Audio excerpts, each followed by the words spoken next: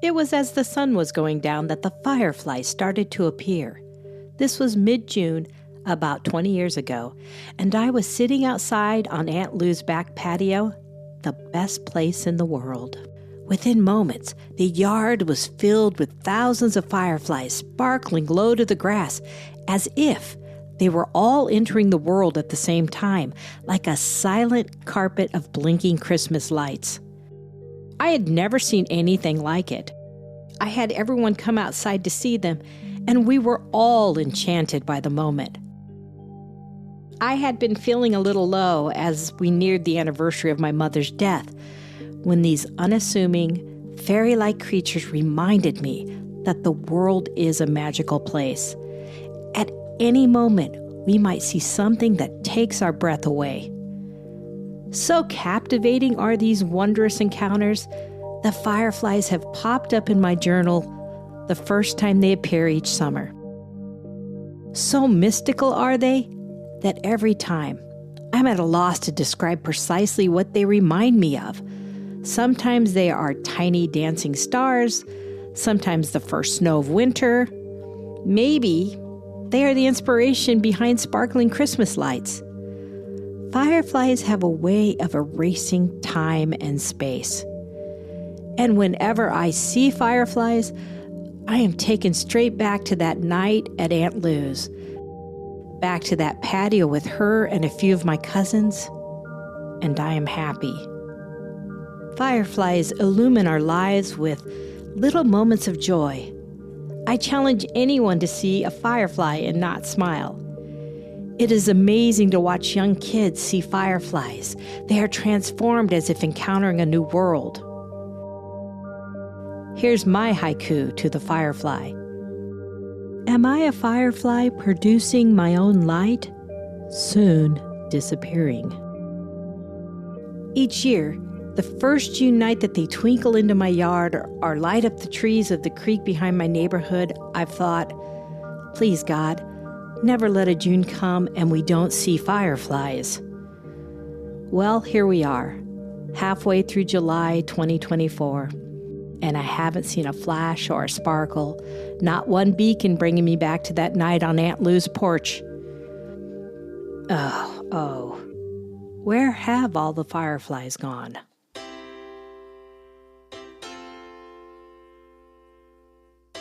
This is Curious Planet, and I am Jacqueline Comito.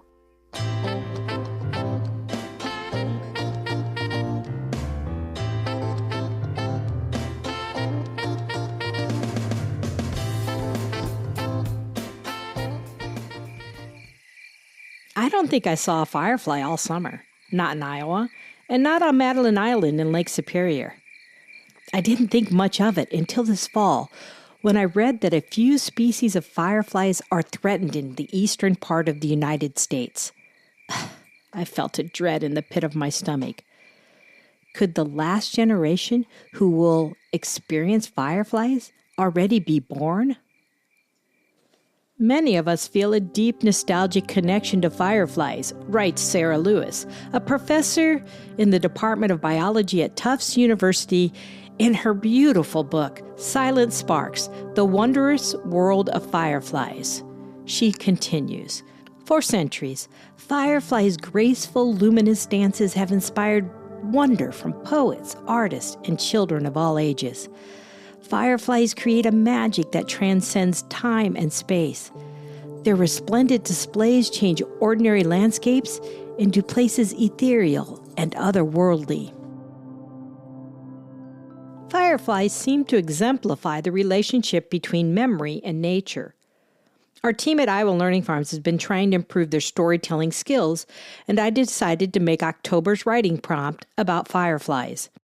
Each writer would produce a 150-word essay or poem about an encounter with fireflies in the past, which could be earlier this summer or when they were kids.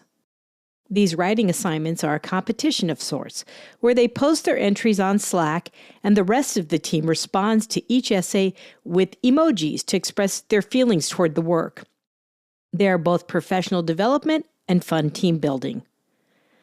Everyone had distinct and vivid memories to share. Mitch Harding, in his essay, June's Natural Light Show, remembered trying to capture the elusive flying beetles. Iowa's countryside at night was often lackluster as a 10-year-old, featuring little more than lights from distant farms. Fortunately, the arrival of June was accompanied by fireflies. What I once saw as a dark landscape suddenly became my own personal light show. Like many, I found these creatures incredibly fascinating. Wasting no time, I ran outside with hopes of seeing one up close. Although they seemed to be everywhere, I quickly discovered that fireflies aren't so easy to catch. Slicing my hands through the air, I tried to catch one. Over and over I tried, getting the same results. Nearly defeated, I tried once more. Weakly swiping my arm through the air, I felt a tickle on my palm. Opening my hand, I glimpsed one of the brilliant actors of June's Natural Light Show. Just as quickly as it was caught, it was gone, leaving me with an empty hand and hopes to catch another. In Liz Ripley's Fireflies, she begins to explore whether fireflies will be experienced by future generations.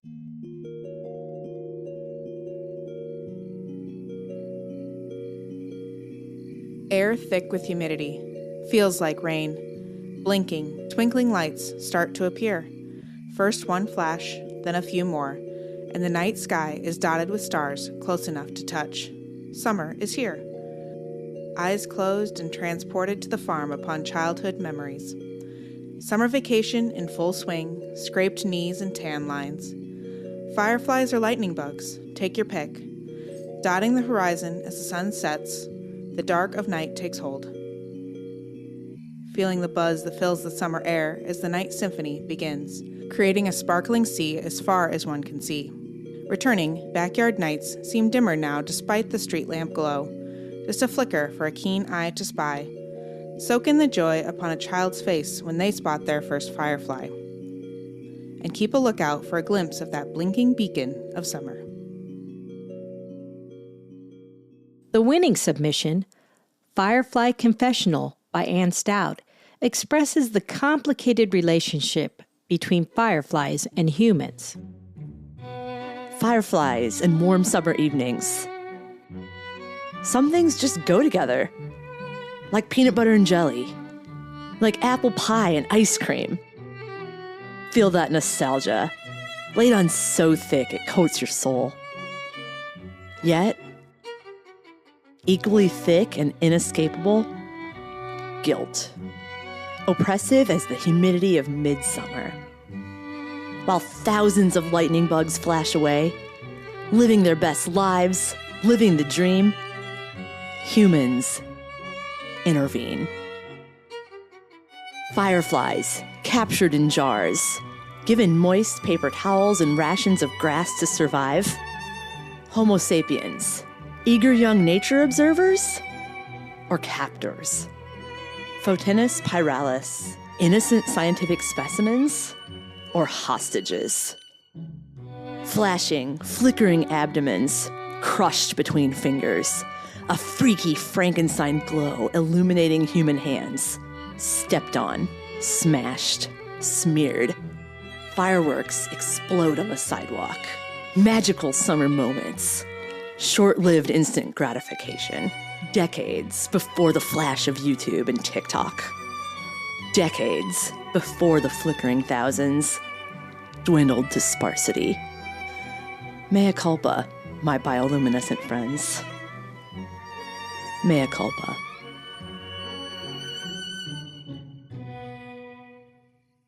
Fireflies might just be the best-loved insect on Earth, argues Professor Lewis. Her book includes several fascinating examples of human interactions with this iconic beetle, but the one that stood out to me was Japan. No people or land has been more shaped by the firefly, or hataru, than the Japanese.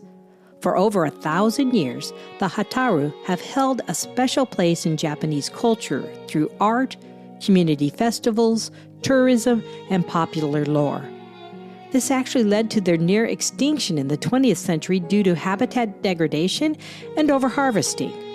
They loved the fireflies so much that their presence was demanded in places that didn't naturally have fireflies. hotels, restaurants, and other tourist areas.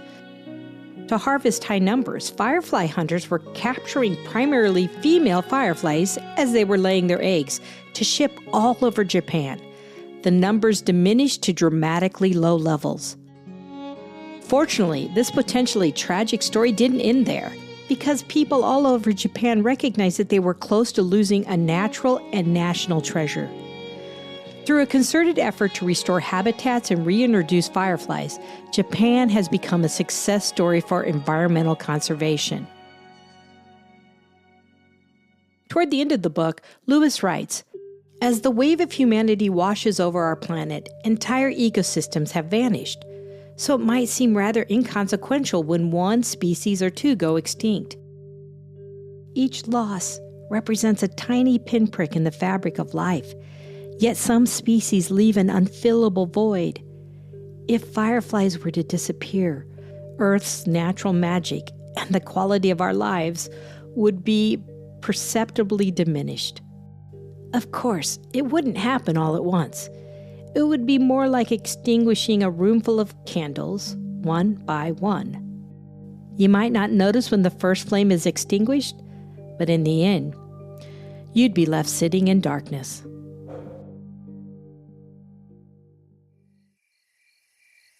It is possible that the fireflies in my backyard were impacted by the multi-year drought we experienced from 2022 until 2024.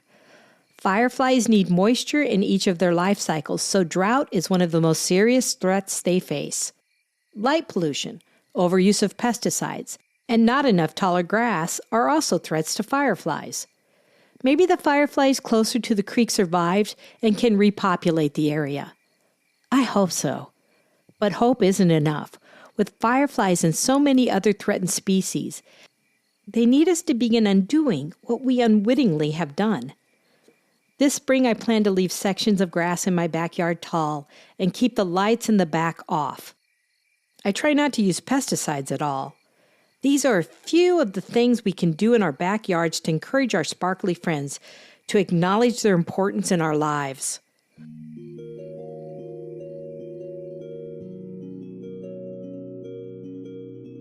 Just as at any moment we might see something that takes our breath away, at any moment we might lose that same thing. I want future generations to experience the joys of fireflies, to be able to connect themselves to the singular magic of nature. I think our very humanity depends on it.